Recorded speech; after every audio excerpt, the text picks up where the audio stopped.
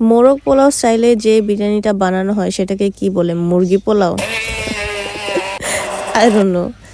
যাই হোক, সেদিন বিরিয়ানি বানানোর জন্য আমি ইয়োগার্ট, বাদাম, বেরেস্তা, মরিচ সব একসাথে ব্লেন্ড করে রাখি। আর এই পাশে আদা রসুন দিয়ে ম্যারিনেট করা চিকেন আমি হালকা একটু ভাজা দিয়ে নেই। তারপর সেই ভাজা তেলে পেঁয়াজ দিয়ে আমার সেই ব্লেন্ড করা মশলাটার সাথে একটু পানি দিয়ে নাড়াচাড়া করতে থাকি। এটাই হচ্ছে মেইন মশলা আমার। আমি বাড়তি তেমন কিছুই দেই না। এখানে হচ্ছে গোটা মশলা আর থেতো করা বিরিয়ানির মশলাগুলো দেই। তারপরে দেই হচ্ছে ধনিয়া গুঁড়া আর যে বিরিয়ানির পাউডার মশলা থাকে সেটা দিয়ে দেই। নাড়াচাড়া করতে থাকি। দেখো তেল উঠে গেছে। অ্যান্ড একটু টমেটো সস দিই যাতে হচ্ছে টেস্টটা ভালো আসে। তারপরে চিকেনটা দিয়ে দিলাম। দেখো ভুলে একটা মাত্র হাড়ের টুকরা আসছে না, সেটাই আমি হচ্ছে গিয়ে ভুলে আমাদের ভালিয়ার প্লেটে দিয়ে দিছি। কত ক্লামজি আমি।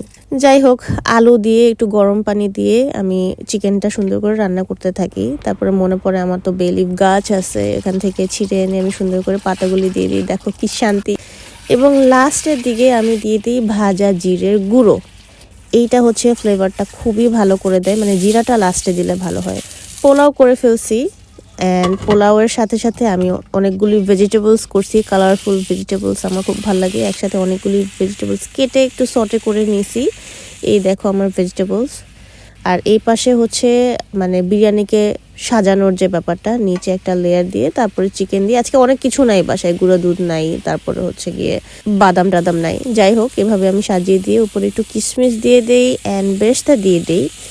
দিয়ে তারপরে দেখি হচ্ছে ডিমটা দিতে হবে। ডিম না দিলে আমার আবার ভাল লাগে না। ডিম দিলে চিকেন বিরিয়ানিটাকে একটু শাহি শাহি ভাব লাগে। তারপর যখন খেয়ে দেখলাম এত ভাল লাগছে, অনেক ভালো হয় আমার এই বিরিয়ানিটা। ফয়সাল খুব লাইক করছে।